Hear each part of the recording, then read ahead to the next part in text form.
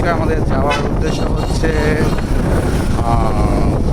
বড় যে মেঘনা, ওই মেঘনা আপনার খুব বড় বড় ইলিশ পাওয়া যায়, ওই ইলিশ আনার জন্য। তো আমার বড় ভাই সোহেল ভাই ইলিশ খেতে খুব পছন্দ করে, আর বিশেষ করে আমাদের মেঘনার ইলিশ পদ্মা ইলিশের থেকে খুব পছন্দ করে মেঘনার ইলিশ। তাই আমরা ওই মেঘনার পদ্মার ইলিশ আনতে যাচ্ছি।